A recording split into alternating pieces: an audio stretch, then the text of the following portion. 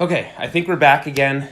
I apologize for that. This is what the challenges of trying to use an iPhone instead of my actual camera to do this work. I apologize. Okay, so let's open these clone troopers, or sorry, these stormtroopers. I have to do some creative editing, I think, with the YouTube videos, because I think when I drop the stream like that, I'm pretty sure YouTube starts a new stream every single time, which is annoying, but this isn't really for posterity anyway, just for hanging out. Glad you're here with us today, Marcos, as always.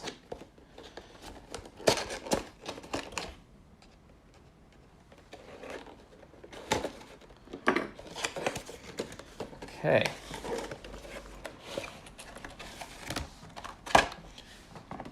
Turn this light down just a smidge.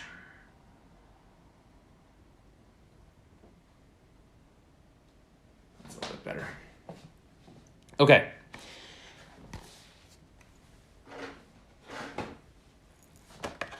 This one's interesting. It's got like a little plastic envelope on the top. That was different from the last one. All right, here we go. Standard Stormtrooper. Nothing too exciting here.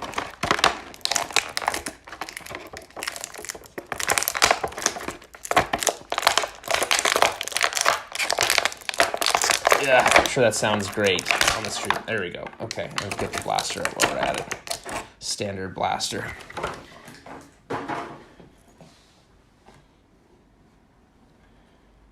Okay.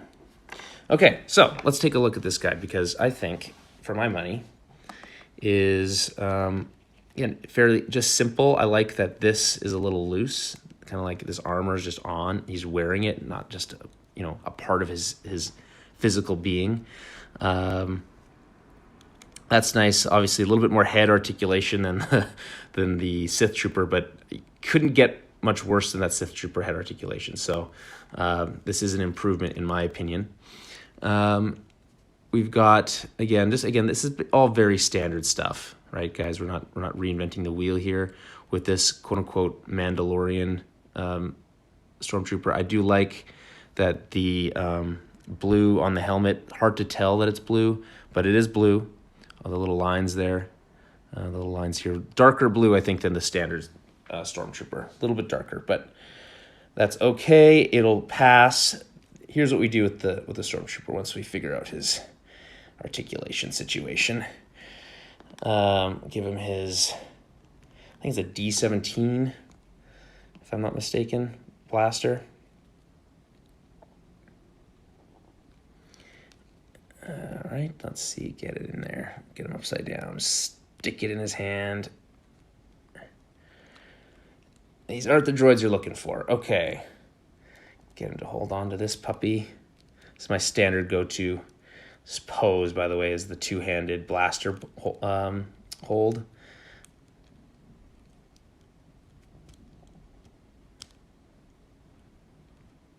Come on, there we go.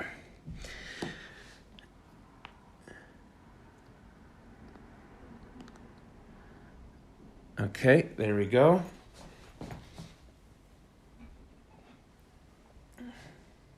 And who better to include with a Stormtrooper than Darth Vader himself? Am I right, guys? I did drop him recently. He's supposed to be holding this more like that. Imagine he was fighting Obi-Wan on the Death Star.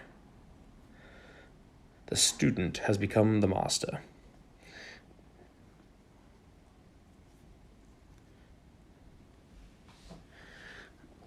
And there we go, a little bit of that. Oh, all right, hold on, we almost got it.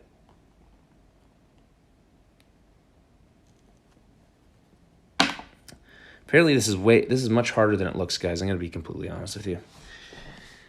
Okay, there we go. I'll take some pictures of these guys later. Nice to have some companionship for Vader. All I had for him was his Royal Guard, which I can put over here.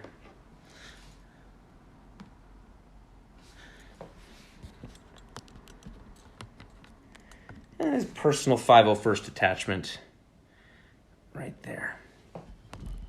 Do you like the little the little reflection, kind of like on the Death Star floor? I'll be using that later in my my photography. Okay. Next up, what we aren't going to do is just open the next Stormtrooper right away because that's not that exciting. We'll do that in a little bit. Let's get to the pièce de résistance, which is this Clone Camino Trooper. Again, this is a Phase 2 armor, new sculpt based on the Clone Wars.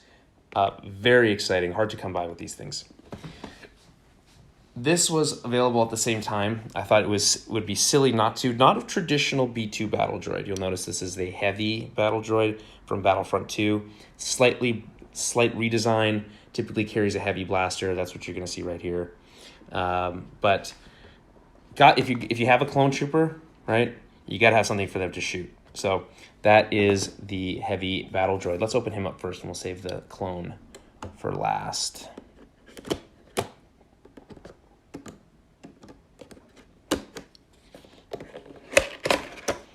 How's my audio, by the way? Am I sounding okay? I know I don't have any additional audio. I'm just relying on the iPhone here.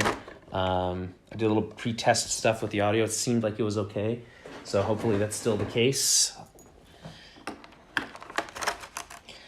Love the option of blasters here. And what's even more fun about this is that I actually can move these around, share these a little bit. This seems like it's a version of this guy, if it's not exactly the same. In fact, it is exactly the same.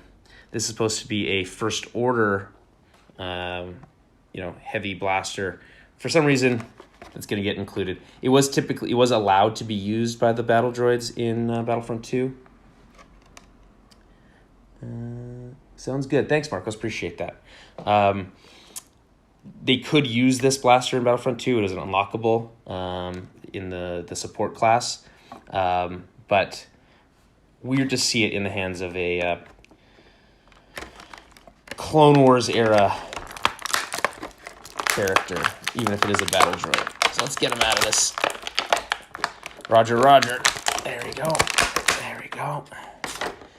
I can't imagine this is going to be very easy to stand. His legs are so thin. Okay. What do we got here? Looks like some sort of antenna situation. Where's this supposed to go? Here? This is strange. I don't have no idea what I'm supposed to do with this thing. Is he supposed to hold it? I don't think so.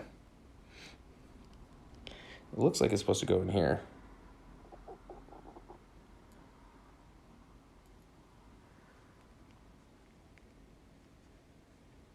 Doesn't really make sense.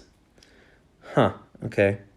We'll come back to that. Anyway, if you guys have any questions about anything that's going on here, or anything generally, just let me know. We can chat about basically anything today. This is interesting. Like, you typically think it'd only be an up-down motion, but there's a little bit of left-to-right motion in the arm articulation. It's nice. I like that. I wonder if you can make him do the thing where they get... There we go. Kind of where they're... Before they get deployed.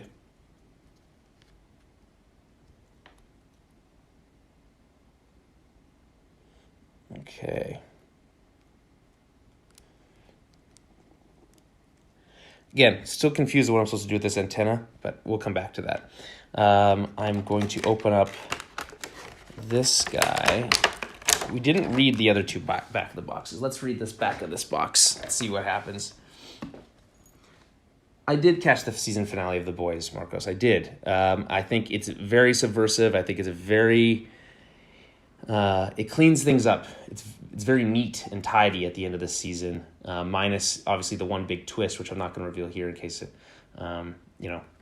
people are still watching it. But that last twist is really it feels like not forced, but it is like the impetus for the third season. There's going to be a third season, or I have to assume. We know that there's a spinoff in the works, but I just think it was so.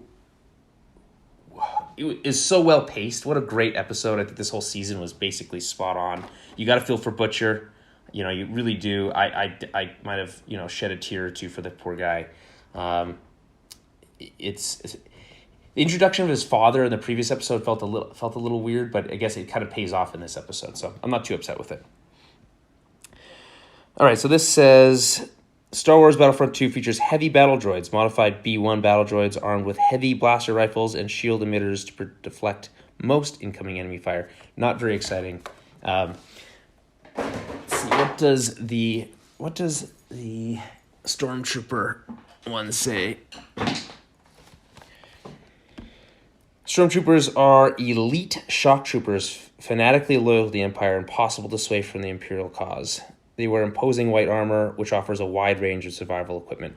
Yeah, I've never really thought that Stormtroopers were that imposing. They always they always describe them as very imposing, but they're never, in practice, never that imposing.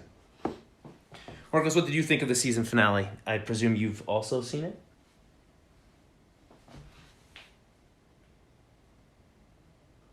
What the heck? I've got this tiny blaster here from somewhere. I don't know where that came from.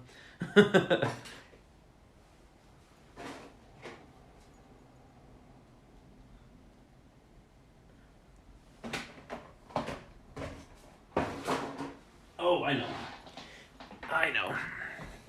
It's from the Imperial Guard in his... I think he's supposed to be in a holster. Yeah, there it is. So the reason I really like the Imperial Guard is it actually has a blaster and a... whatever the fuck this thing is. Vibroblade situation, kind of. And they thought about how they could make it pose just like they could in the movies with the thing sticking up like that. Very impressive. I think one of the much cooler Black Series designs in the past little bit.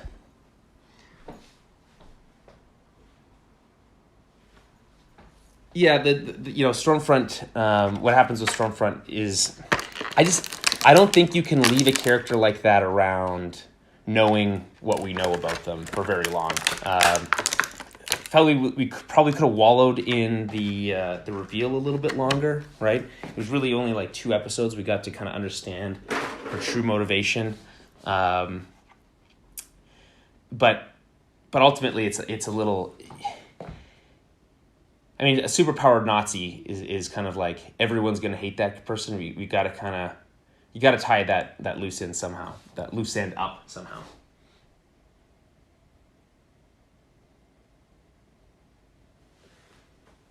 Yeah, it's a great question, Marcos. Becca's injury is a little strange. I mean, I guess she got caught with the side of the beam, like maybe I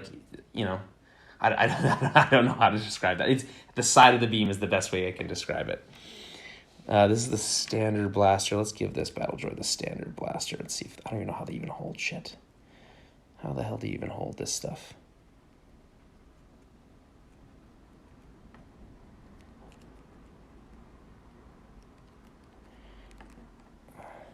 Come on, get in there. There we go. Roger, roger. Now, does this bend? Okay, excellent. Can I make him do the 2-armed... There we go. This looks more like a battle droid every second. Every second.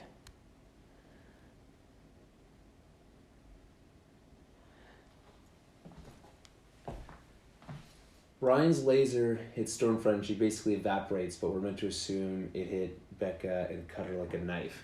Yeah, and she's all kind of like burnt and stuff, and she's not really burnt at all. I get I'm not really that upset about it because I think we all kind of understood what the idea was there. It didn't have to really explain it in detail for me to understand or to get what they were going for.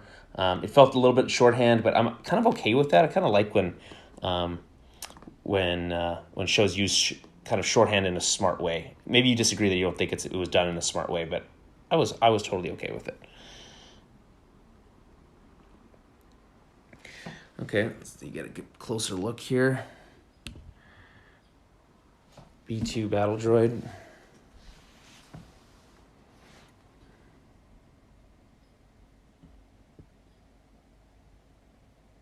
Not a bad look. Not a bad look.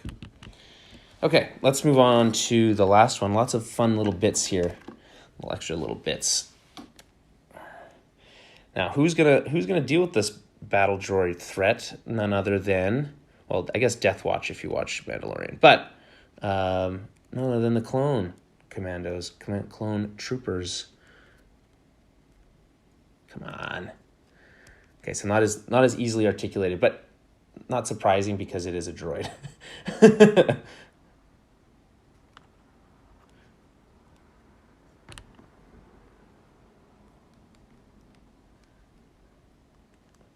Roger, roger. Put this guy down for a second.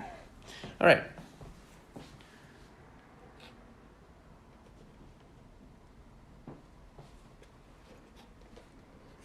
I don't think so. I think the idea was that Billy was going to try to take out Stormfront with the crowbar, and as kind of like a going out swinging type of thing. That's how I interpreted it anyway. Again, question being, what was Billy doing with that crowbar? I don't think going after Ryan. I don't think so.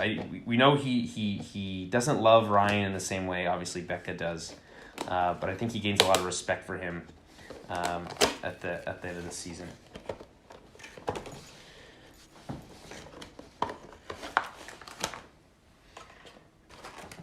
Oh, I love this.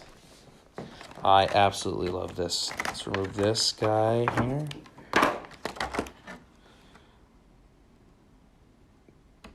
Gotta love that. Look at that. Look at that sculpt. I love the paint job here. If you look at it nice and close, it's got like a really nice matte finish. A little bit of gloss here. It really fits the Clone Wars aesthetic, in my opinion. Fatter feet, which is an interesting move. I think some of the previous clones have maybe no, it's about the same size, I guess, here with the boots on my Rex. But my Gen 1 armor is those clones a little bit more thin. But like maybe they changed up the cloning design halfway through.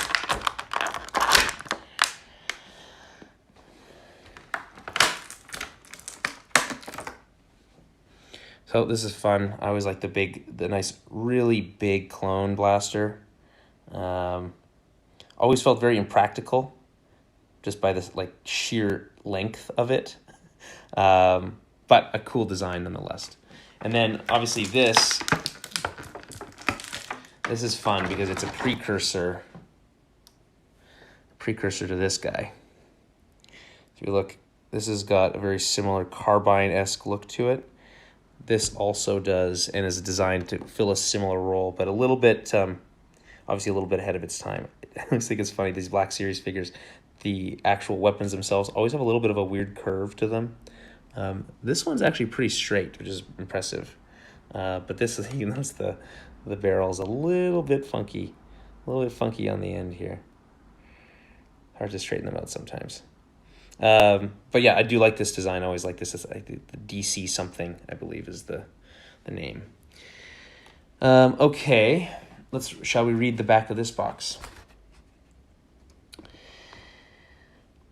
The Republic Clone Trooper represents the future of galactic warfare. So symbolic were they of the times, the galaxy-wide conflict that saw their debut took its name from their ranks, the Clone Wars. Likely the best fighting force in Star Wars history, the Clone Troopers, from a pure efficiency standpoint.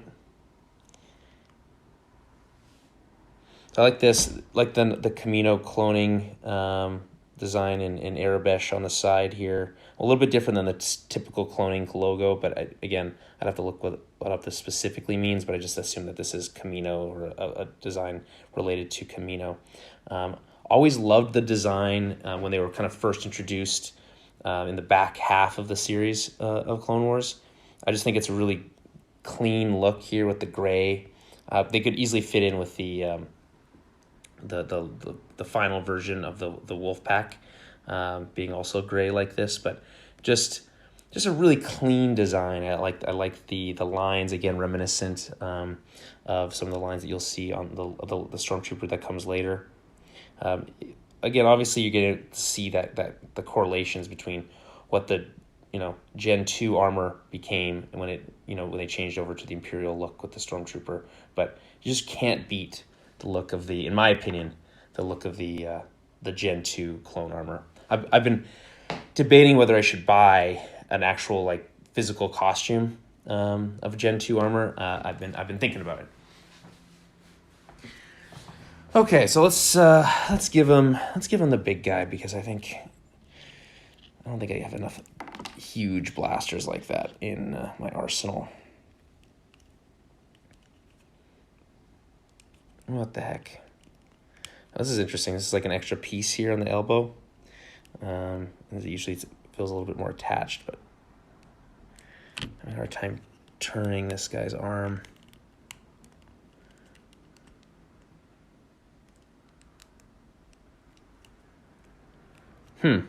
Weird. Does not have a typical elbow bend to it. There, bends a little bit funky. I like that it's a little bit more hidden, the elbow bend, but really stiff. It's like worry about breaking these things sometimes. And then meanwhile you have the head is just super loose, which is really weird. Not so loose that it's like wobbly, but do like how much articulation we're getting here. Full all the way around. Notice that there's no actual face underneath. It's the difference between the Rex clone, which you could actually take the helmet off, and you got his head underneath with his weird dyed blonde hair, which I always thought was a strange choice. But nonetheless, let's give this guy his blaster so he can start blasting clankers.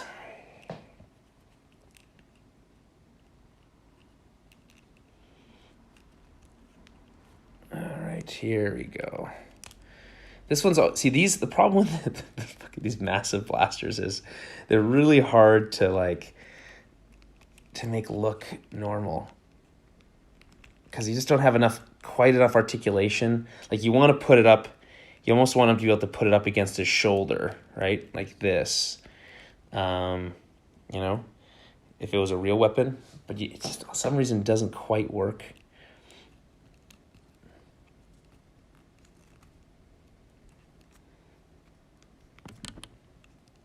Again, I always worry about the fingers when I'm putting these guns in, but I've yet to break them. When I was a kid, we used to have these action figures called cores. It was kind of a riff on the G.I. Joe, but traditional G.I. Joe, if you're familiar, was really big. Like it was like a 12-inch figure. It was like this tall. Imagine this, but double that. Stack it on top of it. It was quite big.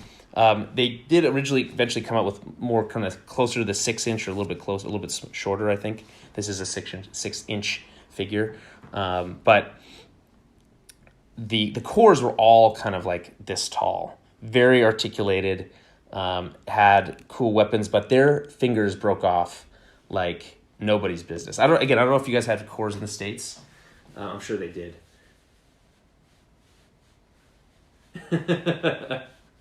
That's good. That's good. In Twitch here, ASTSHI, asked she. Let me know if I'm saying that right. Asked she.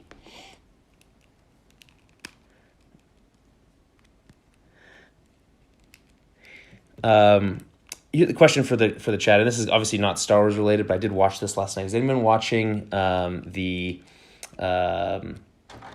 Star Trek Lower Decks? I'm not sure if everyone's a fan of Star Wars and Star Trek. I know that's kind of been one of those things where you can't be both, but I've always particularly been a fan of both. I've been watching a lot of Voyager lately, watching the Delta Flyers, or listening to the Delta Flyers podcast, and I've been really enjoying it.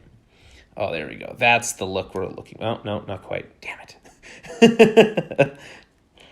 like you almost need to like have him stand with it like down. I don't know. We'll work on it. Here's the fun part. So let me clear the table. We're gonna do some fun photography. At least we'll try to. Might as well open this last Stormtrooper while we're at it.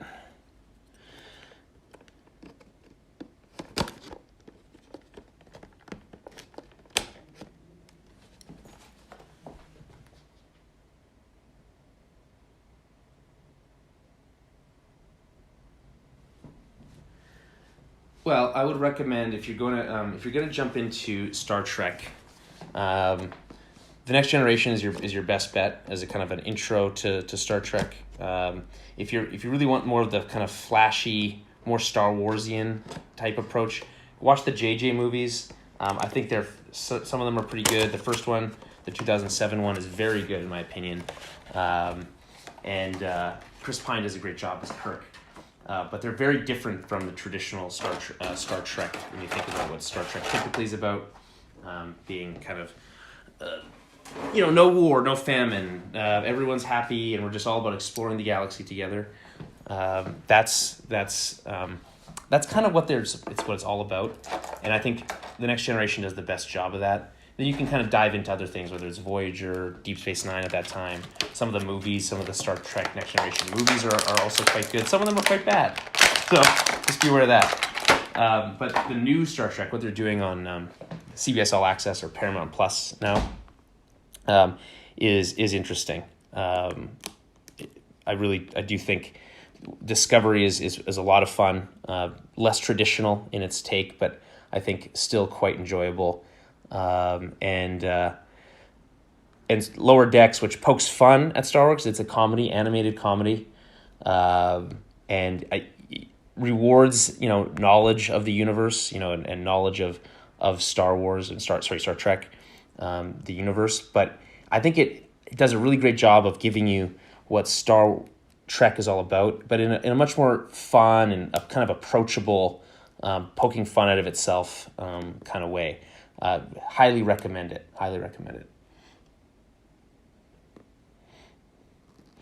I know up here in Canada, all of Star Trek, Deep Space Nine, Voyager, and Next Generation are all available on Netflix. Maybe that'll change, but I've been really enjoying diving back into Voyager. What a fun kind of experiment that's been. Great question.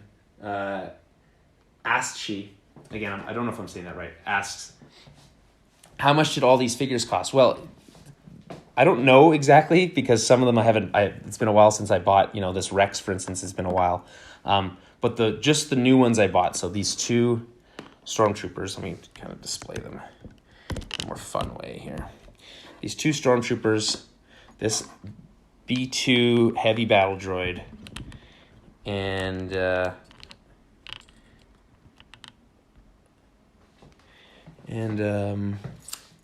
the Sith Trooper, and of course, the pièce de résistance, the Gen 2 Camino clone, for $200 Canadian. A little bit above list price.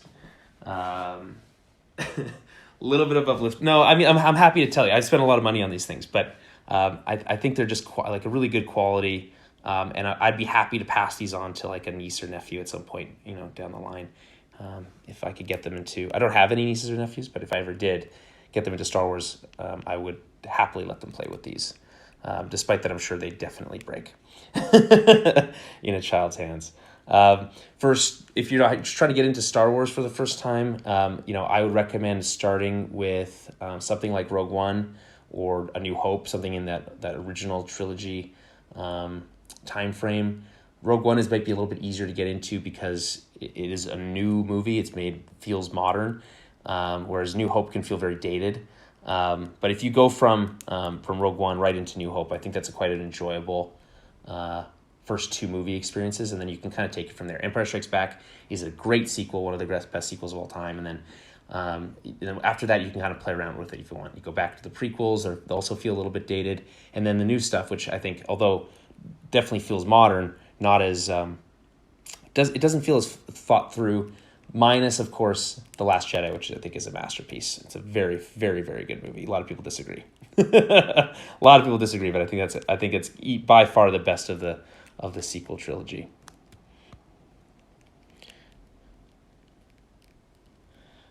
Okay, so again, these all together, get this guy out of here. These all together, $200.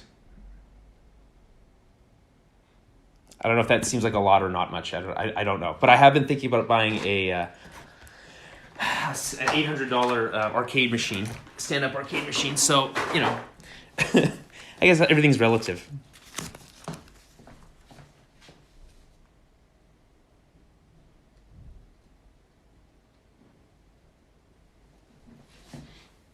Okay, let's see here. This is going to be fun. I think you guys are going to like this next piece. I'm going to move the camera so you guys can get a more kind of wide angle view here. I really get nervous about moving this thing because every time I do, I seem to cancel the stream. All right, here we go. I'm going to, you know what I'm going to do to save this, to make this a little bit easier? This is going to look dumb, but this is going to just spin for a little bit here. I unscrew this stuff.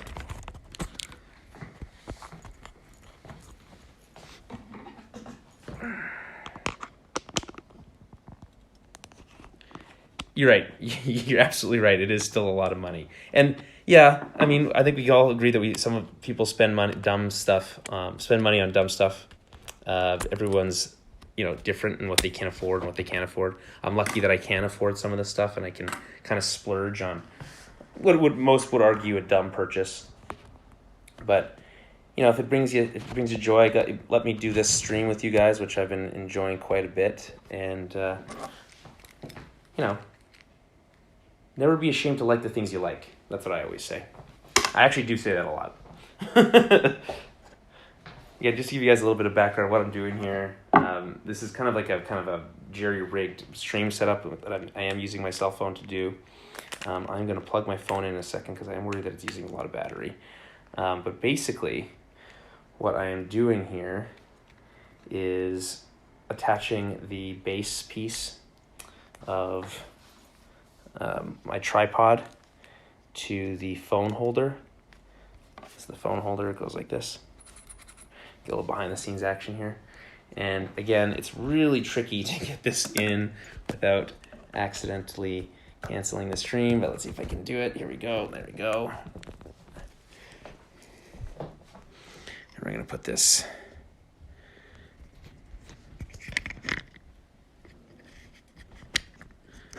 back into the tripod. Maybe turn it the other way.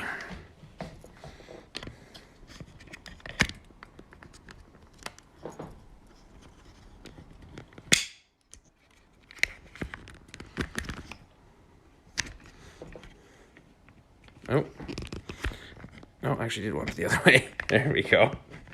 There we go.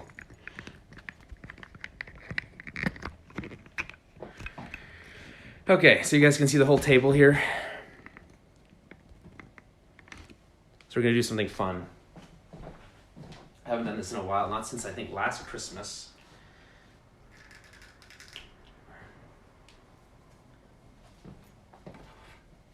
Grab some blasters, put these aside.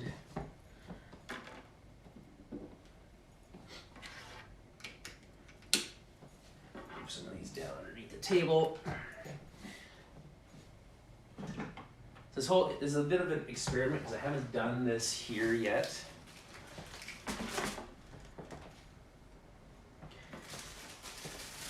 So let's take a look. I built this a couple of years ago. It's very shoddy, as you can see.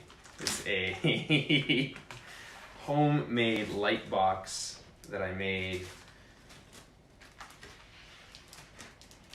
I don't know how the heck did this work again.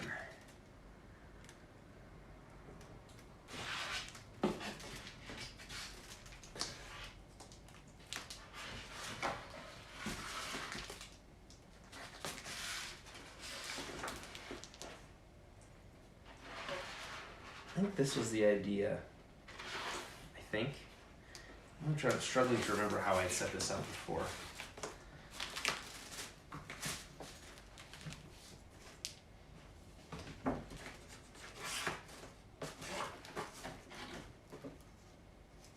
Yes, I think this was the roof.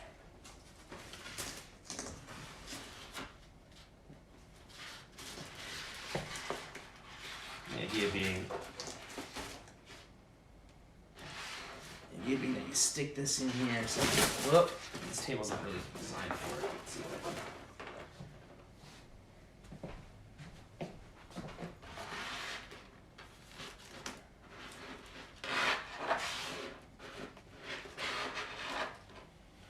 can. Okay.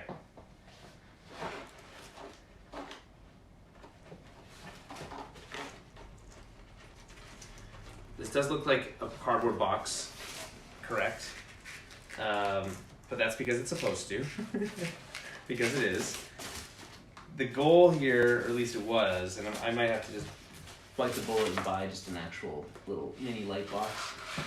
But the goal here was to create, I think something's missing in this thing.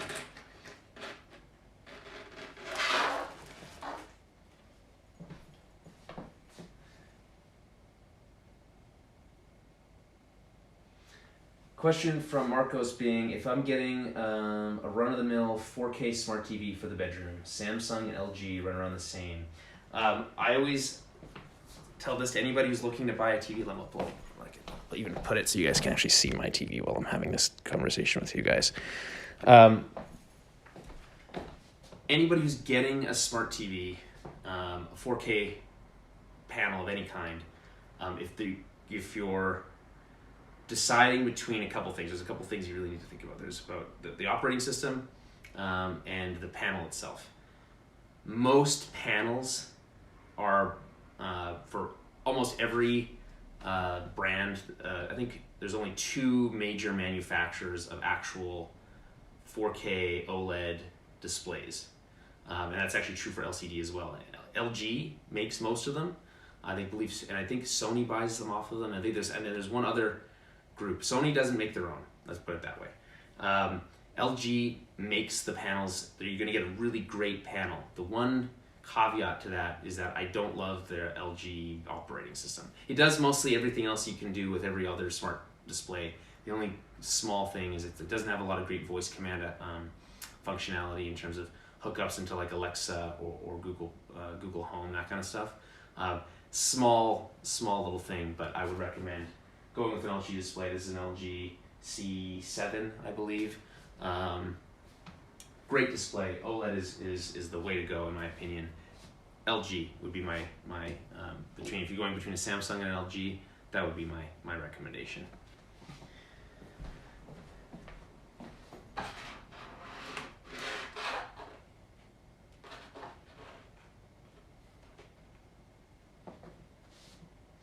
I need to figure out how this light box was working because I think I had it taped or something before. Let me find some tape.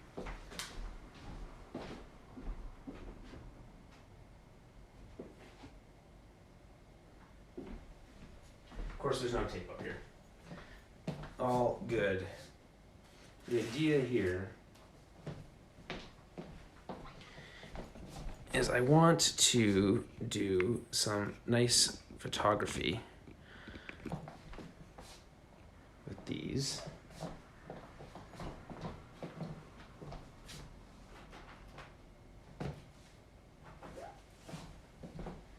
If I can.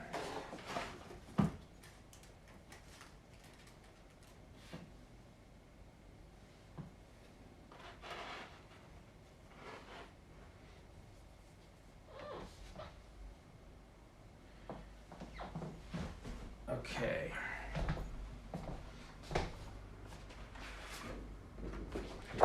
I'd like to just use like a cardstock like this.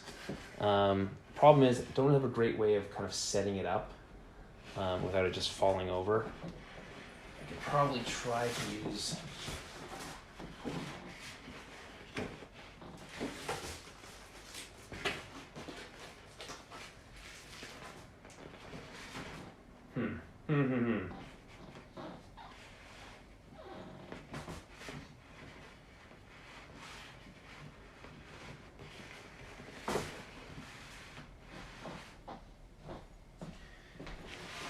So, okay, just to give you guys an example of what I was looking at here, this is the light box I was building, or I built a couple years ago. It's literally made out of cardboard, but tissue paper for diffusion on both sides, so I could light it from either side. And then I have this white, again, cardstock situation that I was using as the base. I have this much larger piece of cardstock now that I can use. Problem is, the lighting is a little bit more harsh in here than it would be in a light box situation. There's much more control.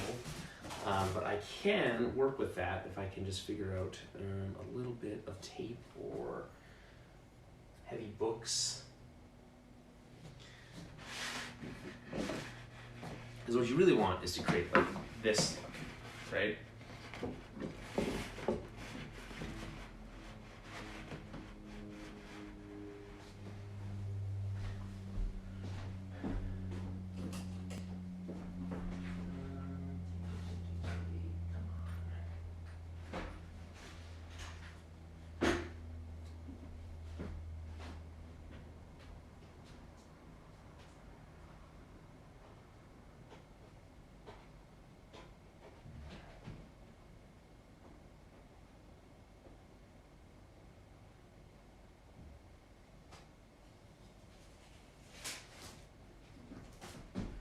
Here's what I'm going to do. I found a little bit of tape.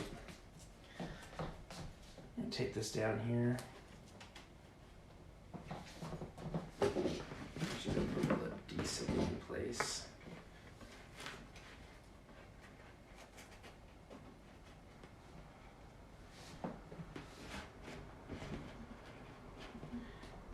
This does mean I don't get to use my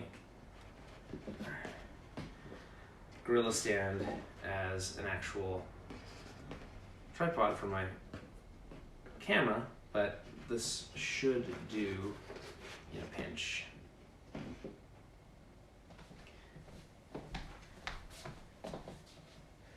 Now what we're gonna do is, you notice there's some yellow lighting here. Let's see if I can give you guys a little bit of a better look. So there's a lot of, again, this side over here, a lot of yellow. I want to remove that. You'll see if you look up. It's a yellow pot light right there, kind of a little bit more of that yellowy tone. Don't love that. So we are going to turn those off. Excellent. And instead, again, this is some nice diffused lighting here. Give you guys an example of what that means. We'll use our friend Kylo.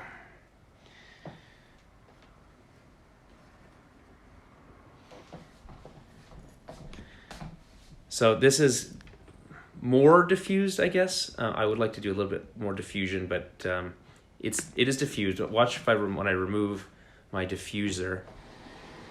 Look at how harsh those shadows get. We want to remove the harshness of the shadow. By the way, this is part of the reason why on cloudy days you actually can get quite nice photography, because it is more diffused.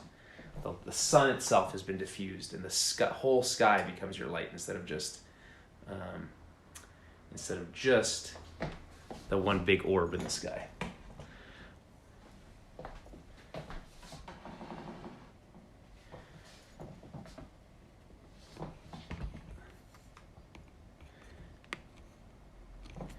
If you want to bring in some other light sources, I got another light source over here. See if you can't maybe brighten it up a little bit. You want lots of light for this type of stuff.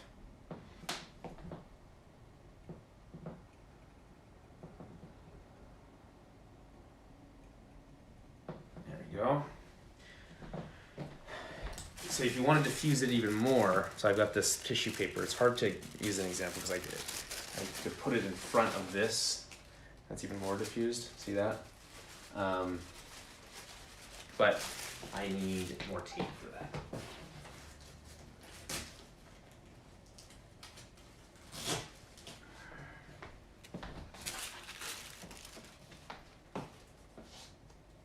Also, you got to worry about when you're using, bright lights like the one I'm using right now. That's designed for film and photography. You got to worry about lighting things on fire because they get quite hot. Okay, so this is very nice. I think I really like how bright this is, the light, how diffused this is. I'm going to brighten it up a little bit more. And we're just going to go with some simple white on white photography.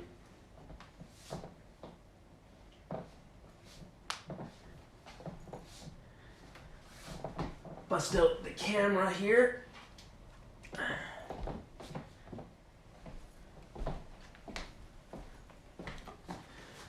So this is the Panasonic G85, not GH5. A lot of people use the GH5 for streaming. It's a great streaming camera. Don't have it, couldn't afford it. So we went with the G85, which is a really nice camera. A little bit of a step down from the GH5, but still quite nice camera. There's some interesting things that Panasonic is doing in the video space. Still really like what they're doing. They've just released a new full frame 4K camera that's really interesting and I'm looking at. But for now, we'll be using this. It is still great for still photography. And that's what we're going to be doing here. So with our new stuff, let me just pop in a battery. That'll help.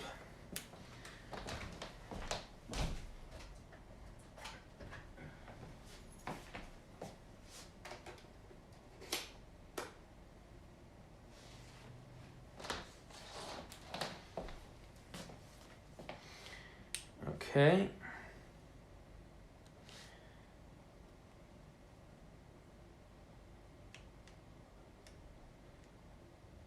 Set it to manual still. Set it to manual still. I'm gonna start taking some photos with this bad boy. I haven't done this in a while. I'm not gonna use you right now, Kylo, though. We're gonna do some other more, some new stuff. We're gonna use some new stuff for this. I'm gonna pull this back so I can get a little bit more of an angle.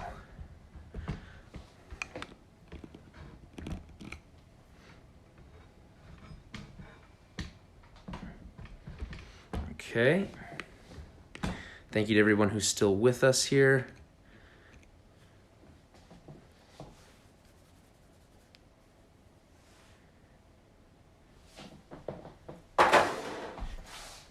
We are going to use, what should we start with? Let's go in reverse chronological order. So you know what, I'll take that back. We are going to use Kylo.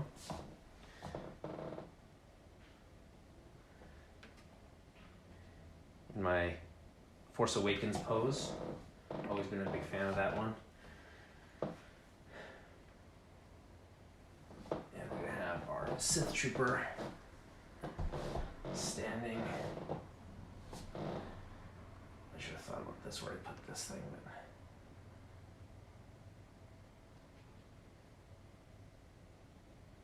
But there we go.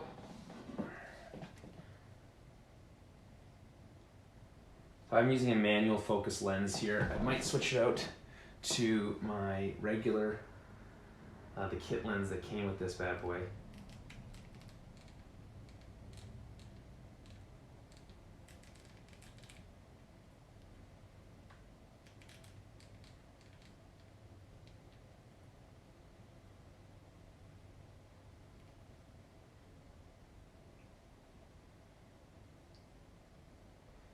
Problem is this actual lens is actually too wide for this setup because I actually can't capture the look I'm looking for here. One of the things I want to do, I think I'm going to switch out to the kit lens right now. So you want to make sure you're setting your white balance properly. So we're going to grab this white balance here.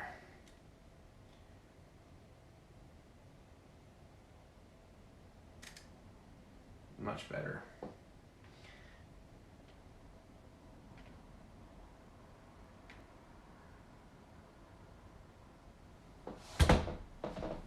Yeah, we're gonna just take a nice starting photo here. See if I can't get it in focus, or at least get really close.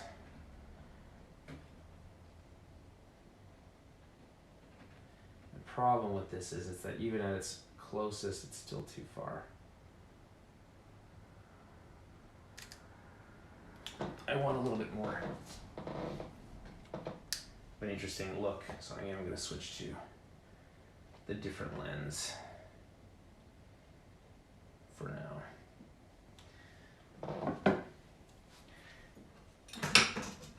For those wondering, we do use this for filming.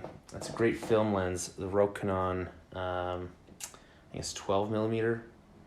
Yeah, 12 millimeter lens.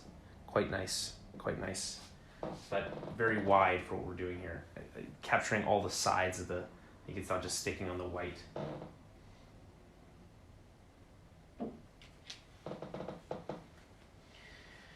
So like I said, we're gonna go to the kit lens. That is, so great question. So I'm gonna continue messing this up. Ask what's a great camera for a beginner? Honestly, it depends on what you're looking to do. Are you looking to do still, or are you looking to do video? So that's my first question. If you can answer that for me, I can help you kind of narrow it down a bit. I'm not a photography expert, but I can help maybe guide you a little bit if you help me with that one. So again, this is the Lumix kit lens. It came with the Panasonic. It is a 12 to 60 lens, but this is a micro four thirds camera, which means it's a little bit it's cropped, which actually makes the 25 millimeter setting that it's on right now act like a 50 millimeter at a full frame ratio. So mostly stills. I would honestly, I think one of the most fun things to do with like a camera like this, an actual photography camera, is to do just play around with different lenses and see what the effects of a 12 millimeter lens, a nice wide shot, or versus like a 50 millimeter or 100 millimeter, right? Hard to do that with your camera, your phone camera. So what I always recommend people do, and again, I'm far from an expert on this stuff, but I recommend that you find something like an not entry level, but just above entry level Canon camera at the mirrorless. So even actually also Sony's and also great place to look for that, because there's tons of lenses and they're cheap and you can buy them secondhand. This is a micro four thirds camera, which means it's really small, really easy to manipulate, really quick and throw it in your bag, which I do love. But the problem with the micro four thirds camera is that there's not a lot of lenses. You need a special design lens, and you're not getting a full frame. So if you can find a full frame Canon camera, their autofocus is really, really great, and some fun kind of lenses you can throw on the mount. It's a kind of a more standard Canon mount. That's going to be a lot of fun because you can play around with like retro lenses and kind of really learn the basics that way. You want to get up to the more advanced cameras. You're not really going to see those kind of features, or you're not going to see the benefits at the entry level scale. And that's my opinion. They'll be there if you need them, but you're not going to notice it as a beginner. You're just not going to notice it. You want something that's really quick and easy, quick to understand, easy to understand. But I would definitely go with a mirrorless camera as opposed to a traditional DSLR, because they're just so much smaller and so much more fun to just throw around, and ultimately I think are just as good now as most DSLRs. Canon a little bit behind on that front, but they do have some really interesting kind of intro, prosumer level cameras that are pretty exciting. They have some vlogging cameras and stuff like that. Great for stills because they have a lot of easy to throw on lenses. And also, I'd recommend honestly going into a local like camera store and saying, hey, I'm kind of new to this. Here's kind of what I was told. I'm looking at something that's a little bit, it's mirrorless, but has a lot of lens options that aren't super expensive, and they'll be able to help you out. That's my opinion on that. Big tangent. Okay, we got the kit lens back on here. It doesn't open as wide, and when I say that, it means it doesn't. It needs more light than this one does, which was opened all the way at it looks like 0.2 stops, f-stops. That can't be right. 1.63, that's feet.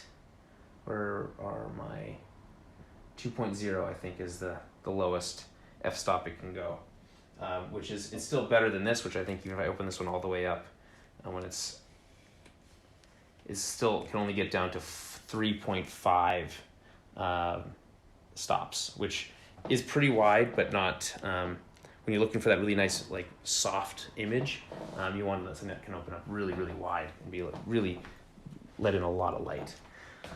Okay, so let's give this another go, shall we?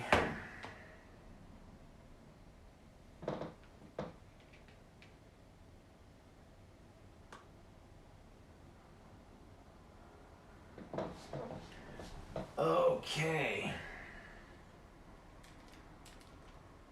Got that. I set that white balance again. Select white balance, different lens. Make sure you want to get that nice and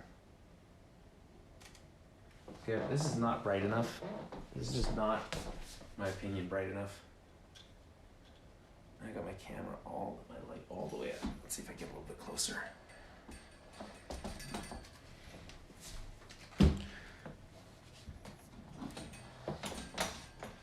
Really cut down on my space here when I do this.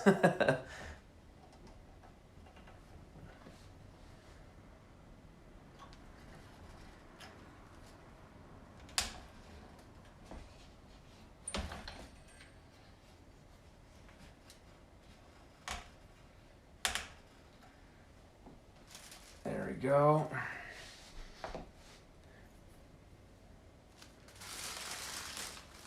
See, that's just too, I just feel like that's too harsh.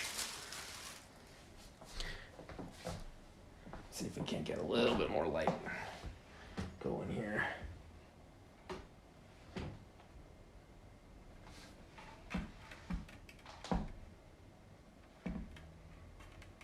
There we go.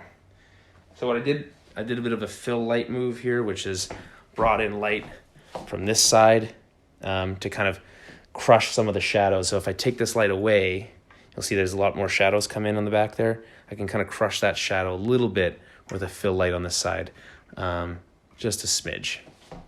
Shadow's still going to be there, but won't be not completely terrible. So let's get in here and see if I can't take some nice photos.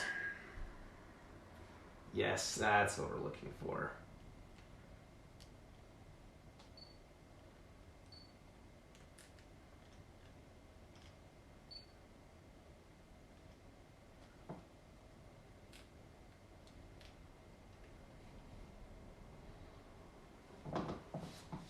Over here.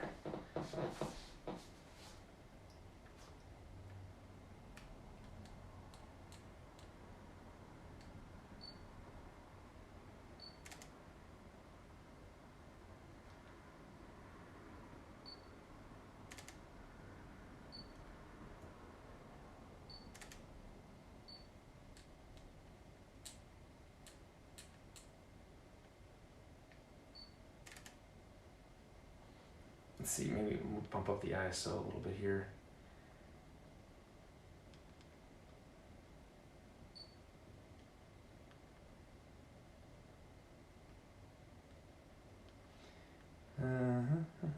Maybe bump it down. 800 is a good spot for it, I think.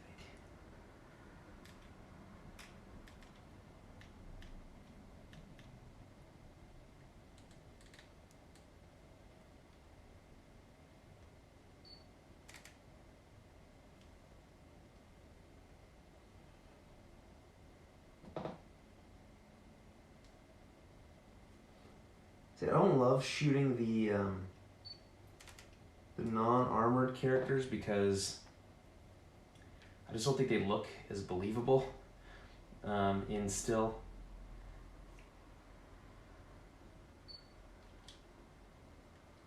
As the armored characters do. That's just a personal opinion. It's just a personal take of mine, but don't love any of these pictures right now. Something about this, let's do him on his own here.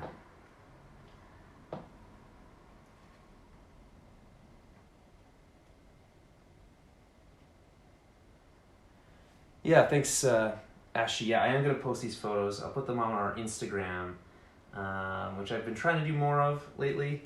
Instagram stuff. Certainly been posting snippets from our show on Instagram, which I've been really enjoying doing. That's more like it, a little bit of posing. First order action there. Top down look.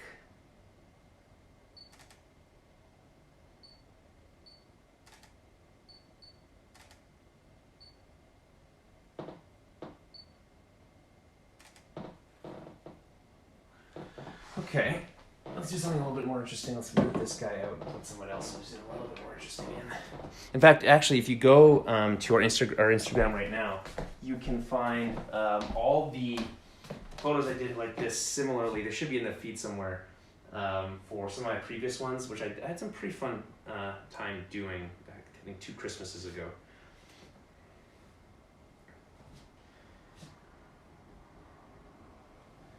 Like I said, we're doing reverse chronological order, so we're gonna need Vader. Actually, you know what? Before we even do that, I think maybe we can make this a little bit more interesting by getting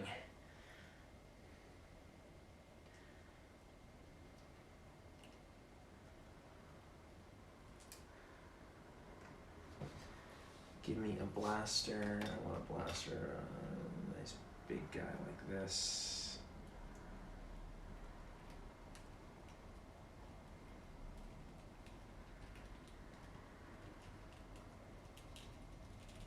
See, again, this is the problem with these ones. It's like, how is he supposed to hold this? Like, I don't really, like, from the top, maybe, like this. And then how, if he's holding it like that, how can he aim down the sights? Like, how it becomes frustrating.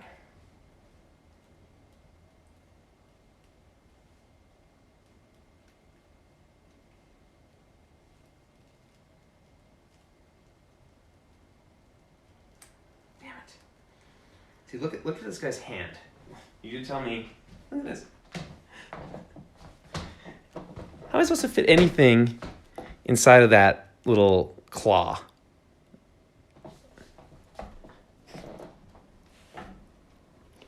I'll try. I should put my phone in before it starts dying.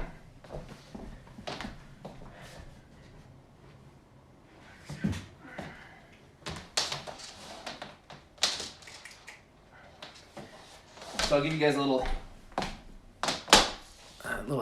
back behind the scenes info here, which is that this this 3rd floor loft that we're in right now has a bazillion plugs along the wall. It's the best thing that ever happened for a studio. You have to have a million plugs. Moving cameras around, moving lights around. It's very frustrating and very annoying when you don't have any plugs and you're running extension cords. I still run extension cords all over the place, but there's something about having a plug that's always easily accessible that makes my life just a little bit easier.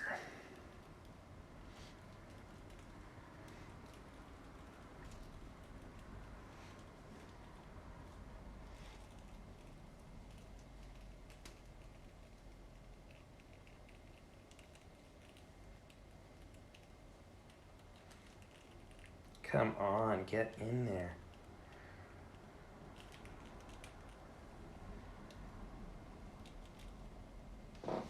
Well, I can just give him, I guess, a different blaster.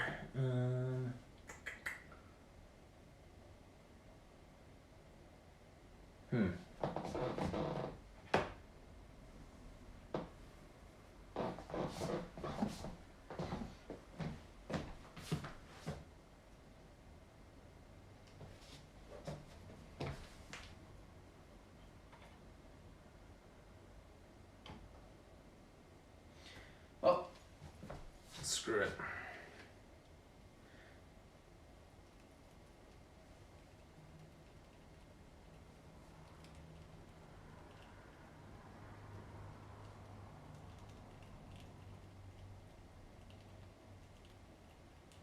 Come on. There you go.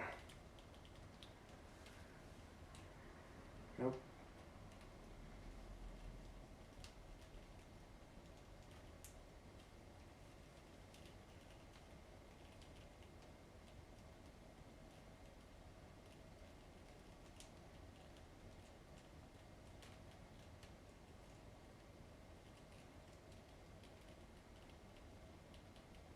All right, well, this is fun. Well,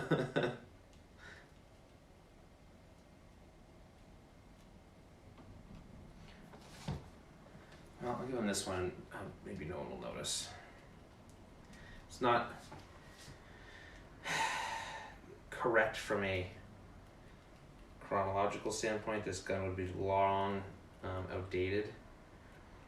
But maybe you just found an older version of it somewhere.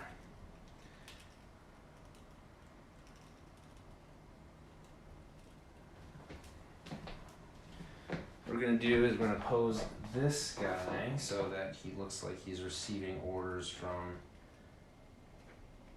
the Death Trooper. Sorry, the Sith Trooper.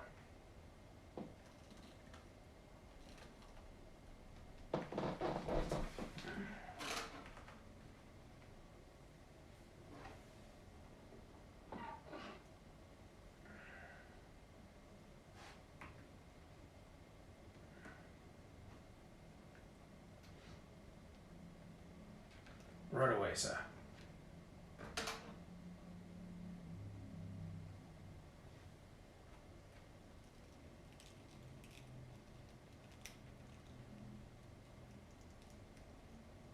This one's cool because he's got this little backpack situation, but it does make it annoying to kind of. This is the heavy, I believe, the heavy First Order Trooper.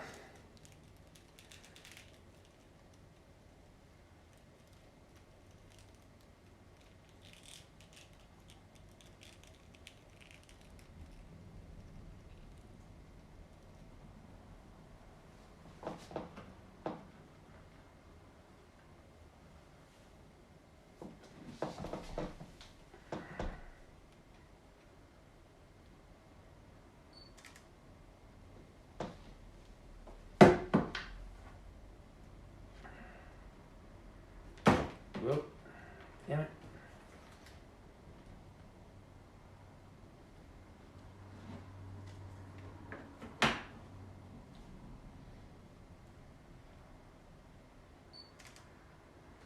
It's fun when you're this close with these kind of small figures. You get a lot of nice, like, kind of bokeh on the background, and like the guys up front look out of focus, which is kind of fun. Makes it look like we're in a more realistic photo shoot.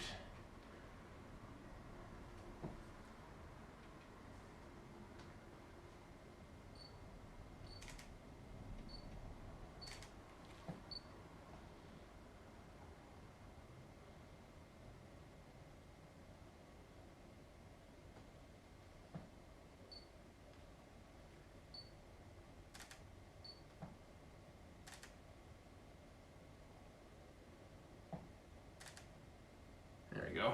Okay, there, it was fun.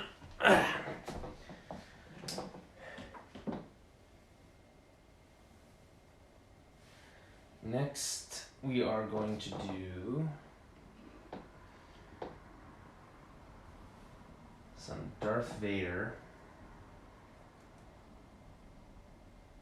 And so this is I really do like this Black Series figure, but really hard to get Vader to hold his lightsaber properly, so I don't really want to take it out of his hand, but I maybe will turn it off and obfuscate it as he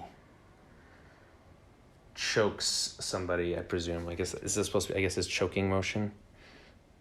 Kinda. Gotta get his cape and tunic in the right.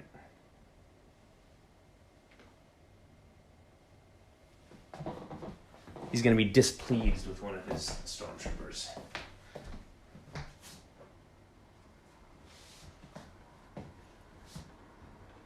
We could probably even include the Royal Guard in there.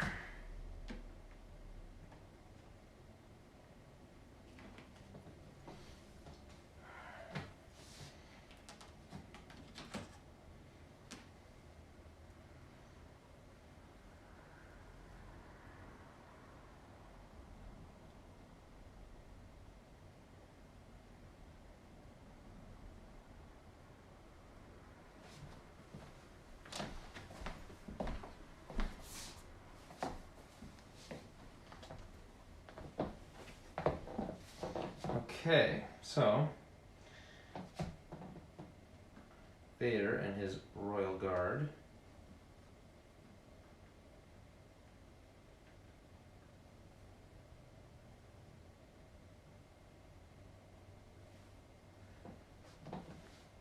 And we're gonna have a stormtrooper on this side.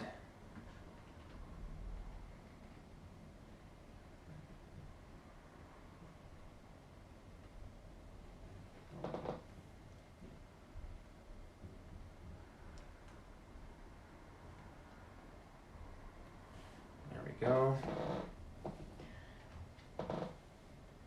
This guy, this poor guy. I don't know if he's. See, what I want this to do is articulate so that it looks like he's gasping for air, but I don't know if I'll be able to make it look right.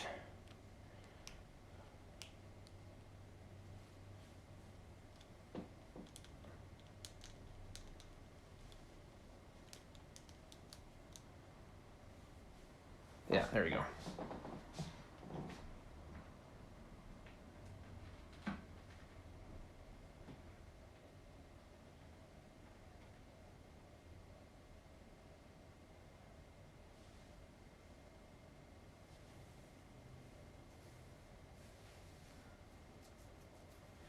Okay, it's into the coolest part of Rogue One now, where the Rebel fleet comes to assistance. Love it. By far one of my favorite parts of the movie. Favorite parts of all of Star Wars, maybe. So let's see how this looks. I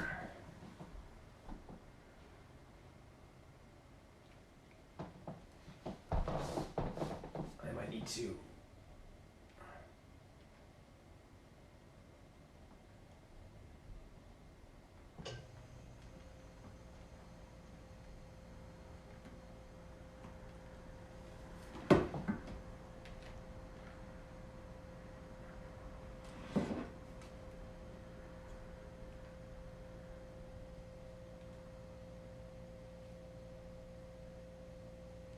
Too far away.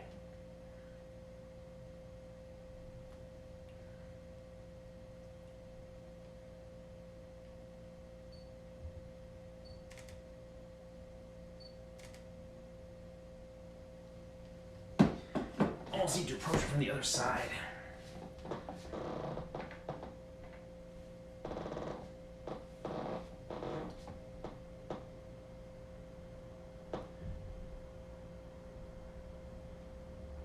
There's maybe too. I don't know. We'll see.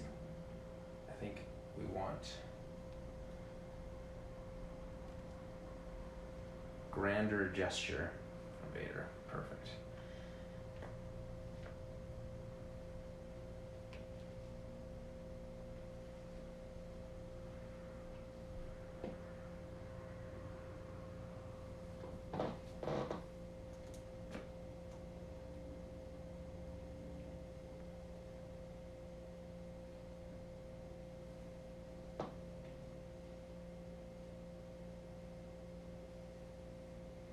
Capes are always difficult.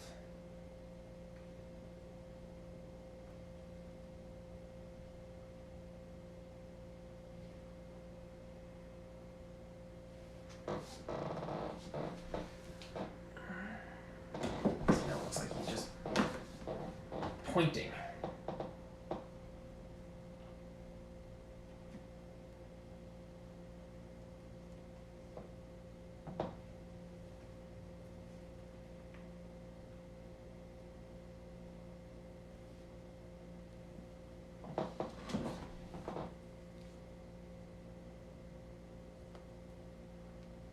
That's what I'm talking about.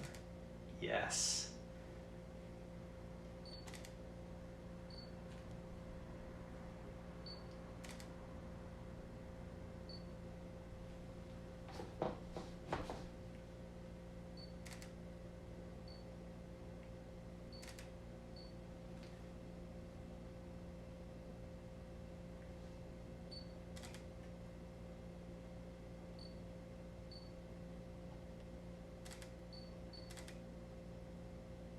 Love it. Love it. Work it. Work it.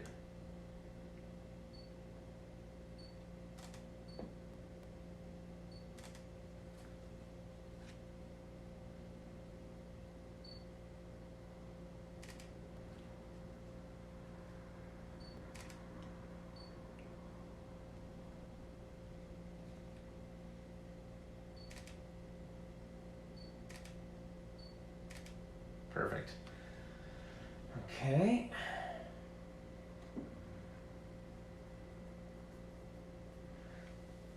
Maybe we include a little pop of color on the side here. Oh, shit.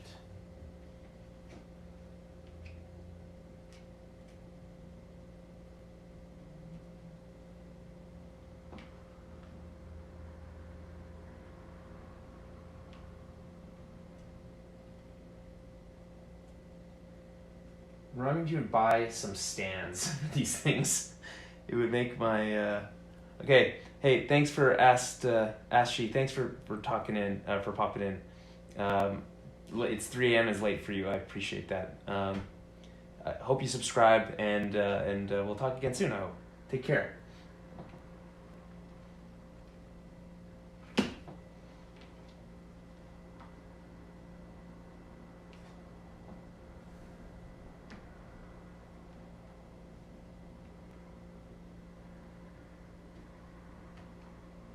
Damn it.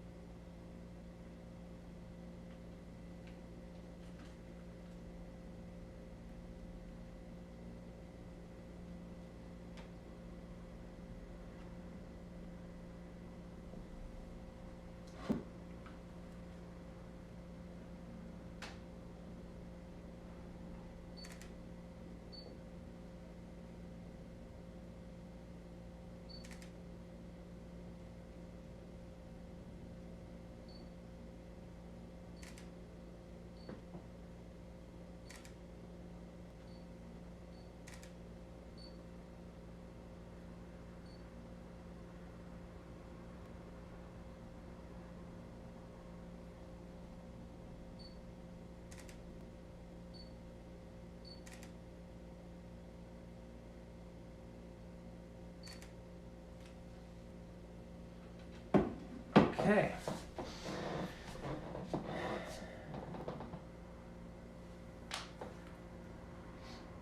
So I think that was a good one. I like that. Let's see what else we can do with the Stormtroopers and Vader.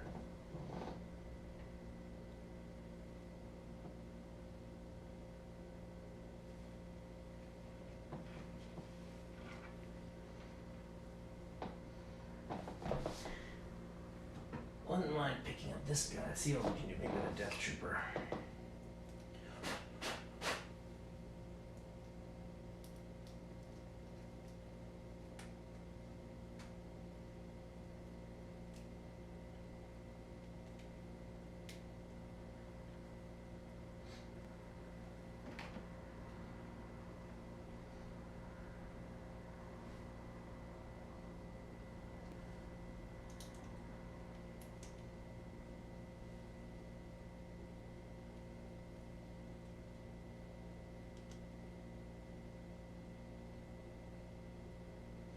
Oh, hey Marcos, yeah, glad to see you're still kicking around.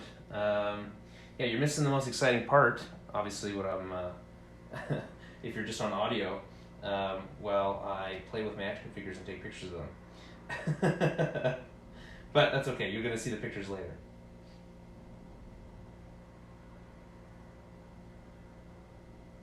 See, look, here's this. I want him to be saluting, but it just looks like he's scratching his head now, which is not the look I'm going for.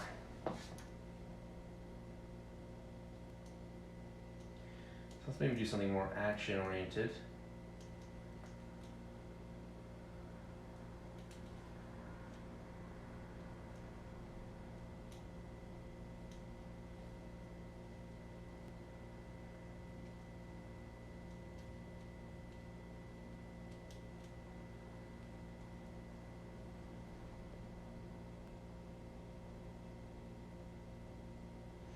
Hey, I'm not gonna blame you, Marcos. It's okay.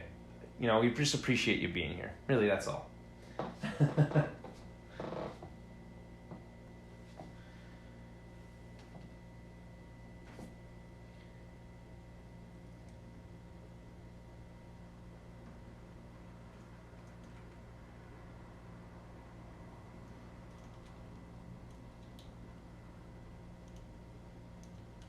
always thought the Stormtroopers could look so much cooler if they had a cooler gun. Like, I get that it's like a really good for close range stuff, this carbine style weapon, but like they look so stupid when they're just kind of like, basically look like they're holding a handgun with a with like a longer stock.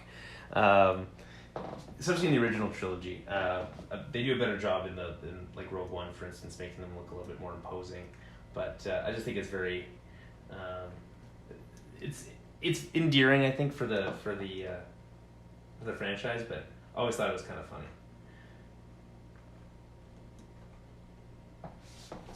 Man, it's hard to make them look like they're walking.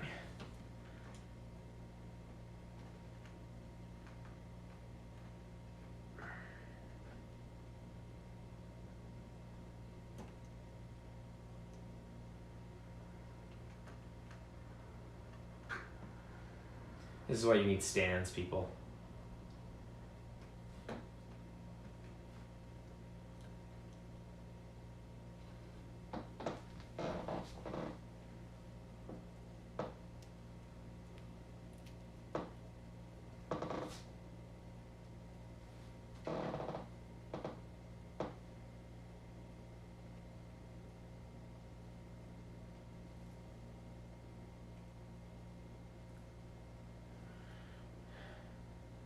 Okay. Oh, guys, it's the best part of the Rogue One. It's the Vader scene. I'll just put that up so you guys can see it.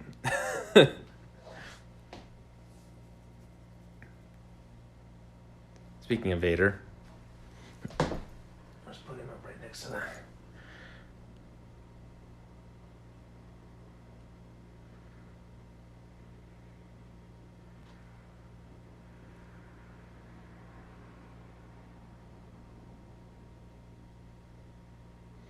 Attentive 4.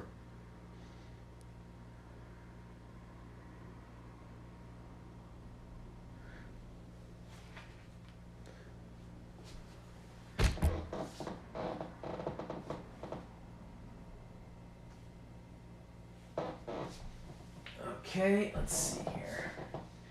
How do we want to...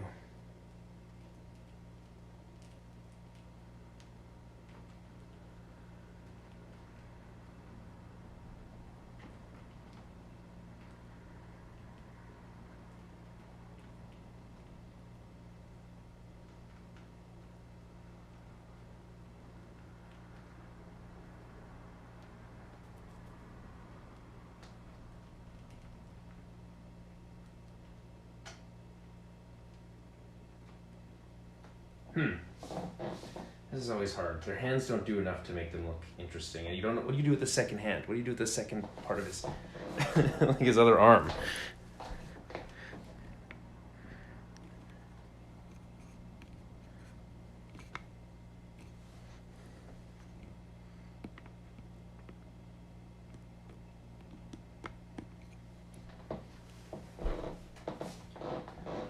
Okay, let's see. Well, we can do this for sure at least. Put a couple of stormtroopers together.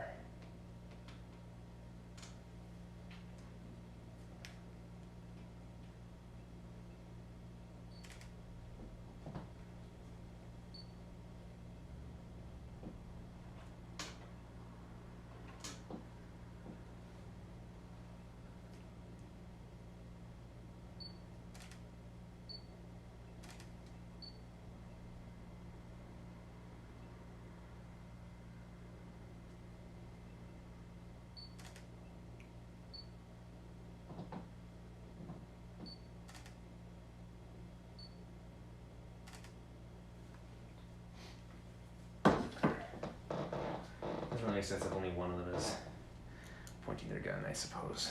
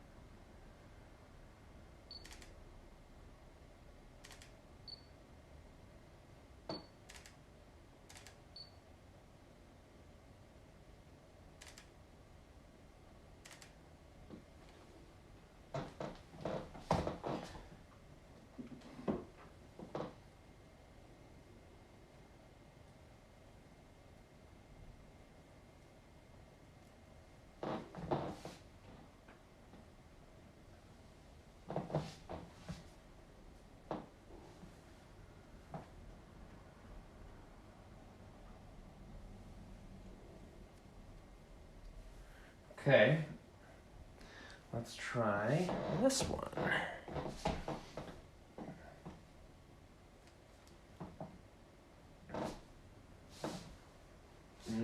Blocking is all wrong here. There we go. I hate squatting, and that's my least favorite physical position to be in. Do a lot for photography though.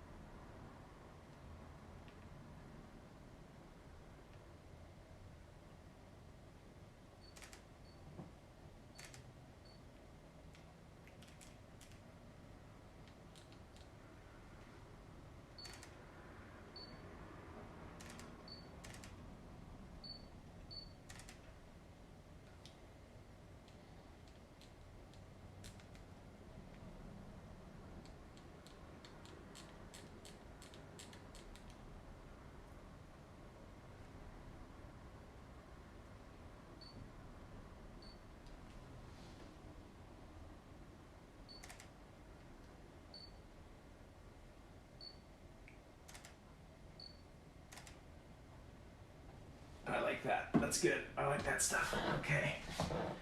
Okay, so we had some fun with the stormtroopers. We had some fun with the Death Trooper. We had some fun with the pre-Clone Wars stuff, or post-Clone Wars stuff, but time to get real. Obviously, got to bring in Rex, very important character. We got our Camino Trooper. Give him his D17 or whatever the hell the number is, DC17, just in case. Need to swap that out.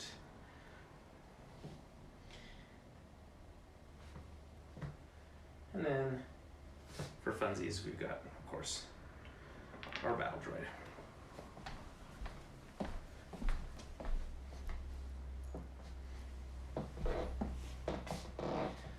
I guess let's give our Camino guy the kind of respect he deserves and give him his own little photo shoot on his own. I feel like their feet are just a smidge too big, but it's nitpicking.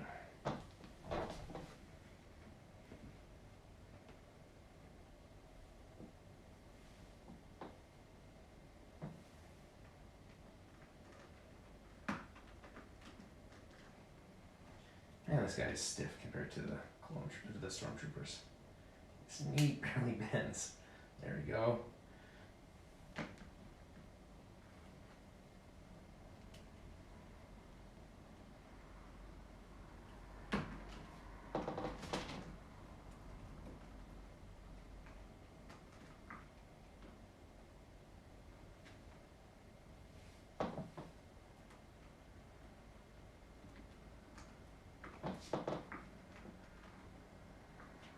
Attention. There we go.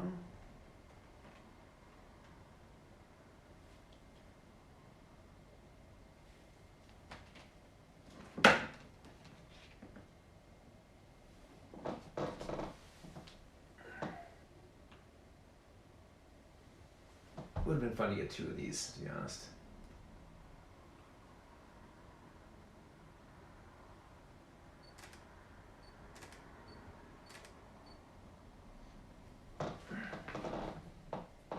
You gotta shoot them from below, otherwise they look like toys. I mean, they look like toys anyway, but they don't. If you shoot from below, they really look like toys. Or from above, sorry.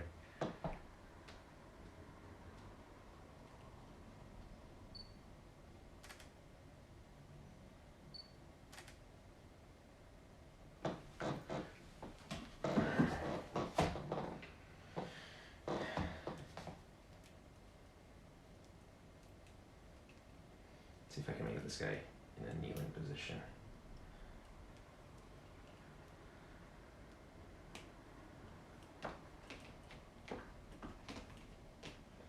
Doesn't look good. I don't think his hips move enough.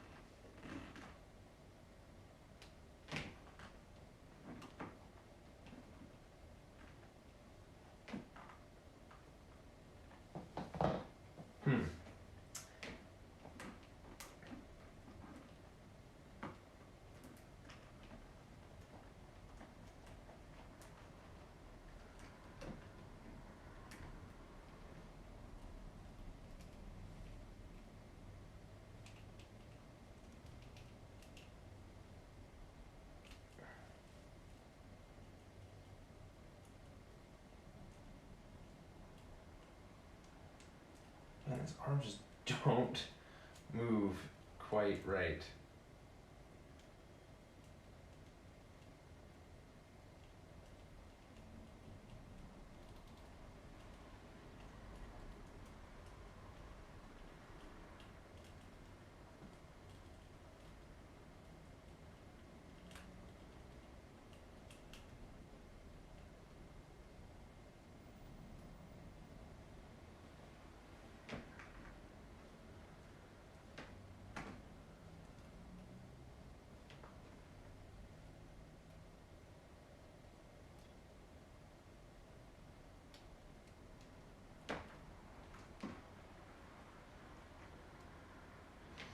Almost impossible to get a natural pose on this guy. I don't know what the heck is going on.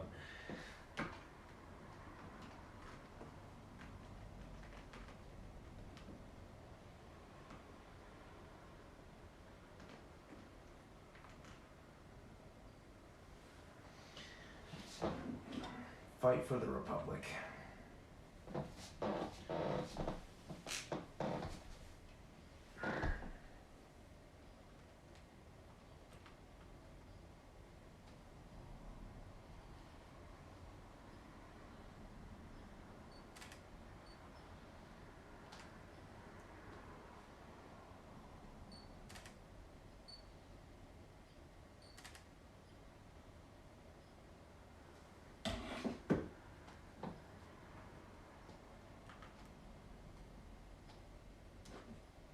Right away, sir.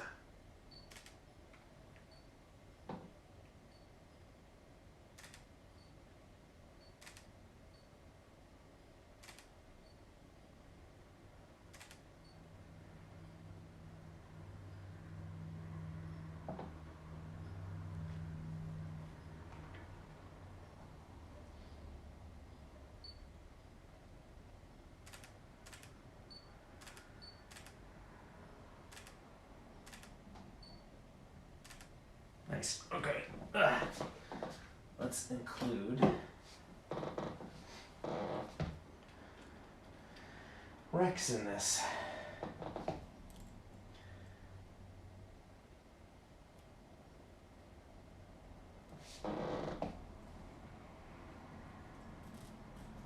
I have always enjoyed this pose from Rex, which is the half holstered blaster pistol, but I think for this, I think we're gonna have to unholster his other blaster pistol. Probably doesn't really hold this one quite as well. I don't know if you can see this, but it's like there's no trigger finger. There's a trigger finger here. No trigger finger on this one. So it just kind of looks like he's holding it without intending to actually shoot it.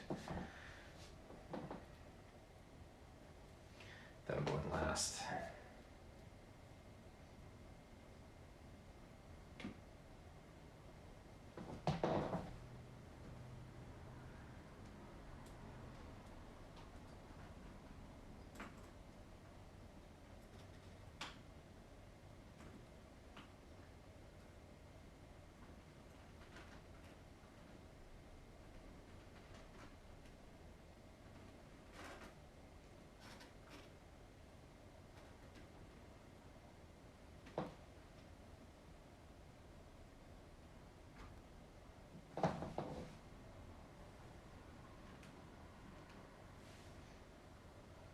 Okay.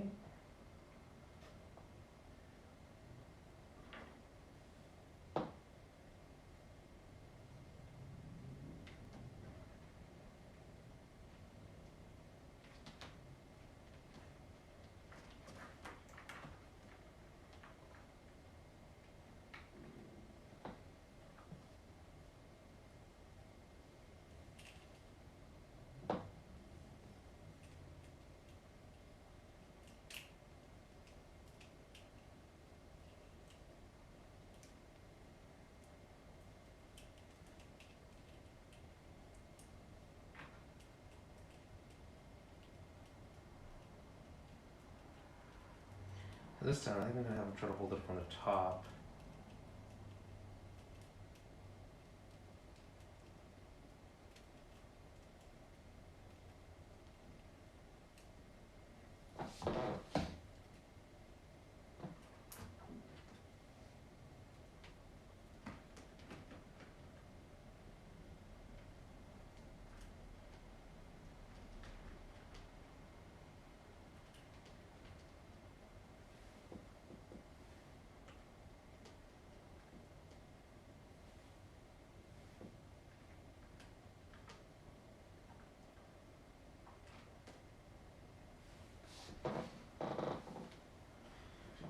From that one for now.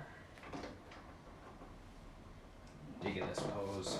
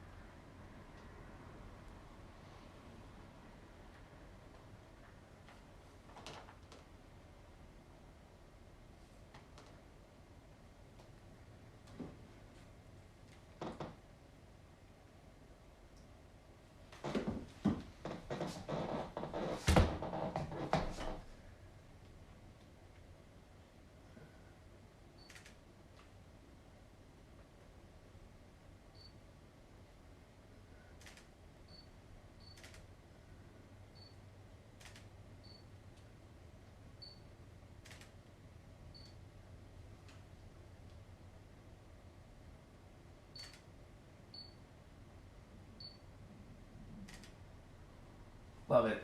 Love it.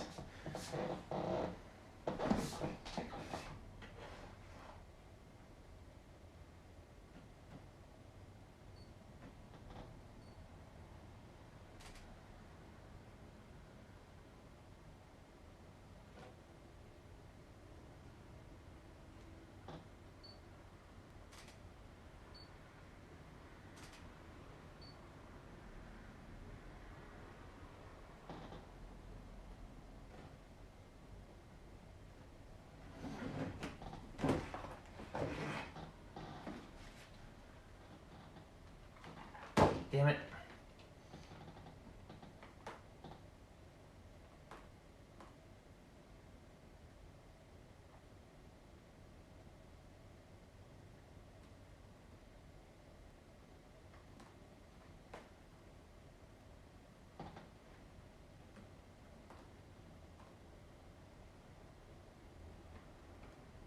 Come on.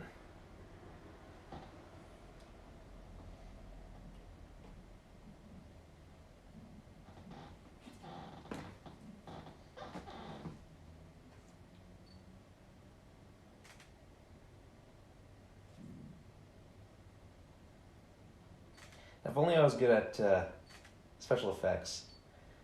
Can make this look even better.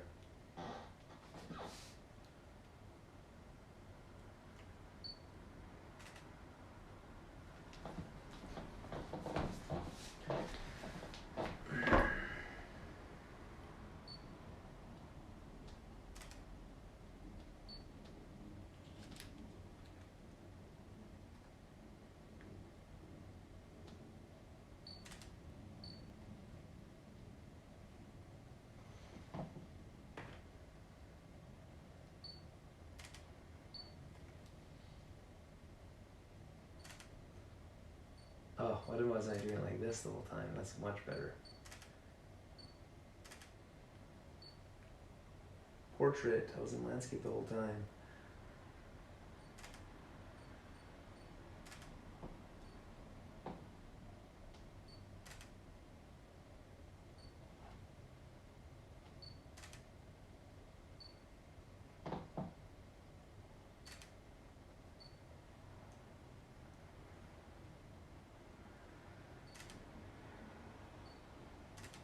Love it. Absolutely love it.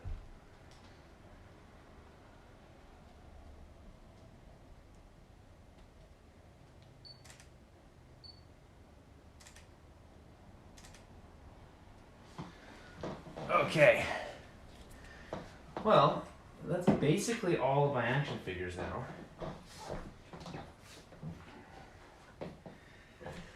Did I use every one of them?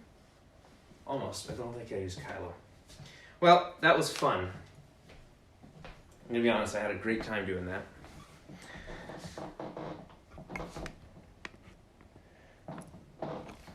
Thank you for watching, for tuning into the stream. This is a pretty rough one, but fun regardless, I think. I hope you tune in for more ToB content down the road. This, again, is not typical stuff, but you will find these pictures uploaded later to our Instagram. I'll include a link in the Discord for those who are in the Discord, and we'll be back with more ToB pretty soon.